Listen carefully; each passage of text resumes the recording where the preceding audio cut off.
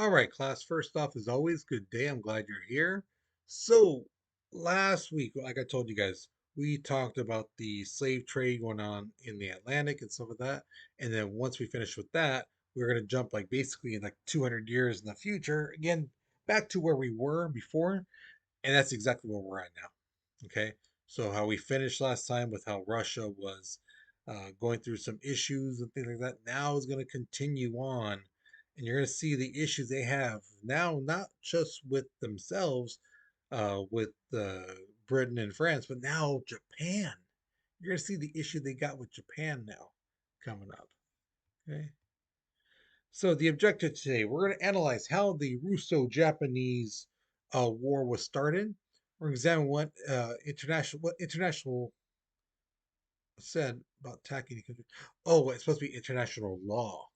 I forgot to put that word in. Sorry. What international law said about attacking a country in 1904, and we're going to create an argument on what should happen to advisors who lie or underestimate their opponents. Okay. So here's your warm-up picture. Now, I know on your worksheet it says something about why are the slaves on the small part of the ship. The thing is, I forgot to change the question. Okay, so the question for this video is basically asking you, do you, from this picture, judging from this picture, do you think these guys, the Russian and the Japanese guy, are putting the cork in to the volcano, or you think they're taking the cork out of the volcano? Okay. Now, if you look, the cork says peace, and the little volcano thing says war. So again, from analyzing this picture, does it look like these guys are putting the cork in, or do you think they're taking it out? And why do you think that? Okay. So pause the video, write your response because we're moving on in three, two, one.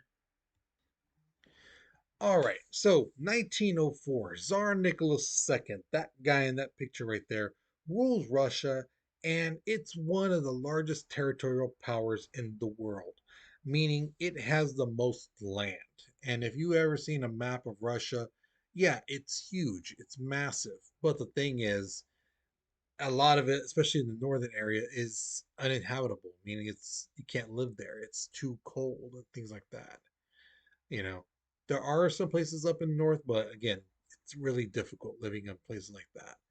Now, Russia wanted warm water ports since the Crimean War. Remember, they want to send ships out where there's no glaciers and things like that, up in the like in the northern part.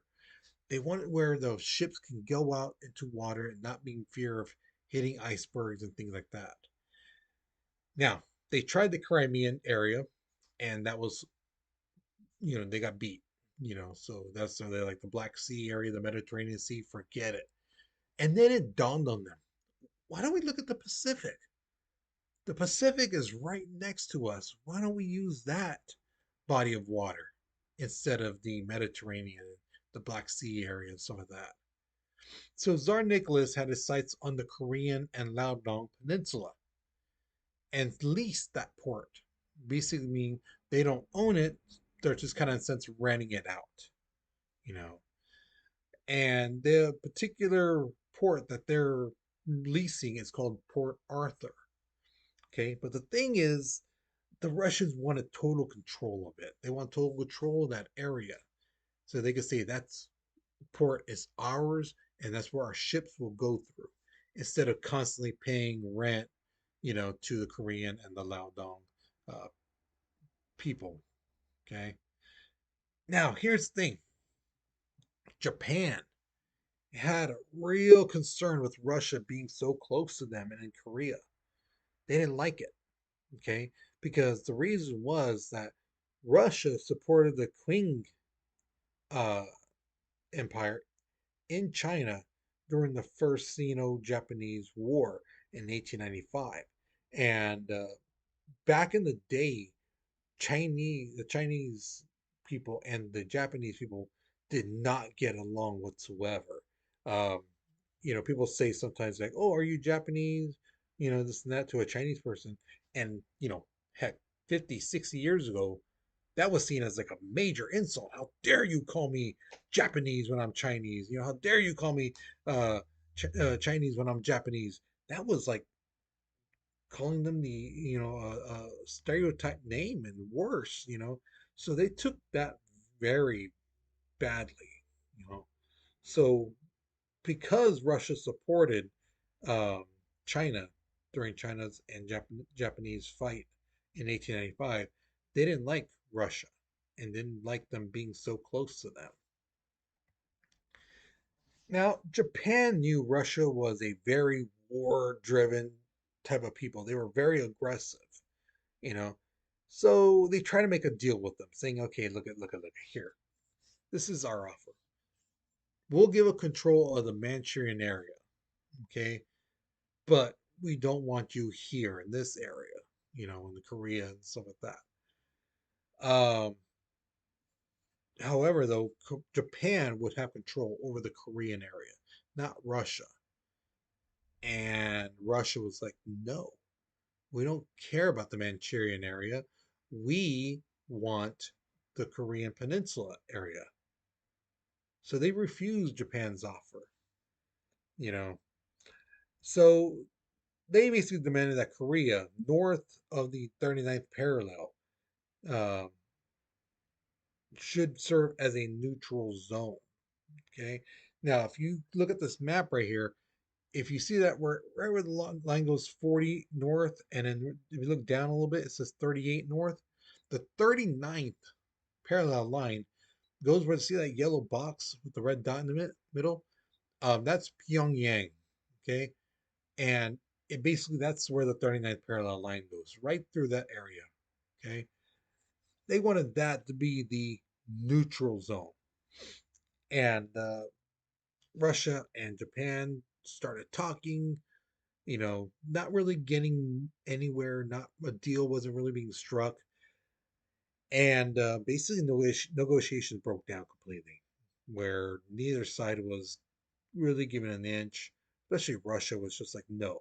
And the demands they were asking for, the things they wanted, Japan just was like, no, we were not doing that.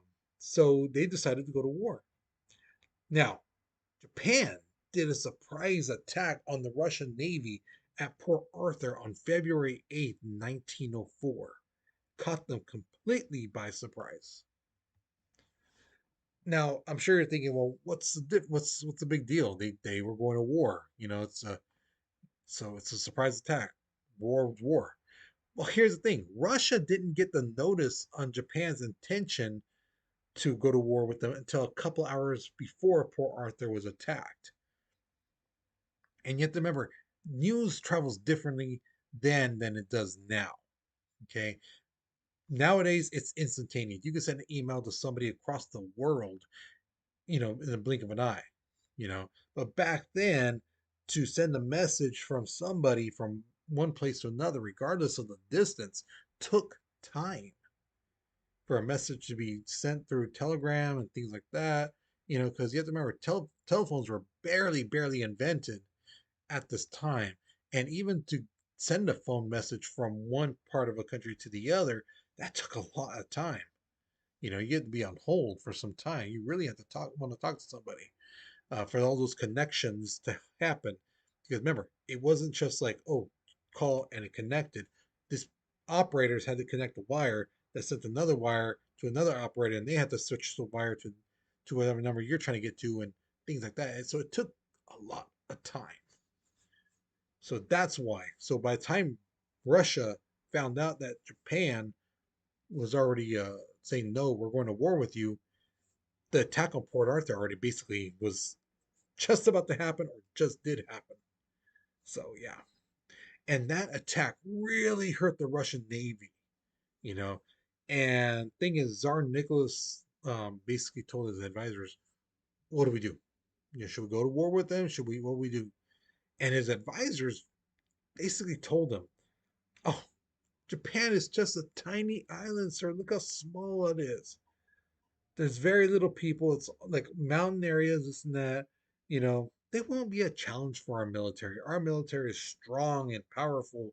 You know, Um, and even after news of the attack on Port Arthur happened, the advisors still were like, "Sir, that they caught us by surprise. They had to do a little cheating thing. They barely let us know, and then they attacked. So it's the only way they could they could really hurt us is by doing these little sneak attacks. So yeah, we can definitely defeat them. Okay. Now here's the thing. Was that surprise attack legal? Was that a legal attack? Well, under international law, there is no formal declaration of war is needed to attack a country. So you don't have to say, "Hey, we're going to war with this country" in order to attack them. You could just attack them at that time.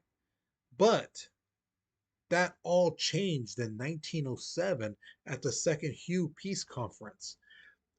Basically, they decided, citizens can get hurt, who live near a port or a military institution, things like that. It's not their fault that this country is going to war, but once the war declaration is announced, and hey, these people then have at least a chance to realize we're at war, so they can go to safety, get their possessions, leave the area, if they feel that they're in danger, or if they're told, "Hey, we're in war, you should leave," by their country, saying, "Hey, you guys might be in danger."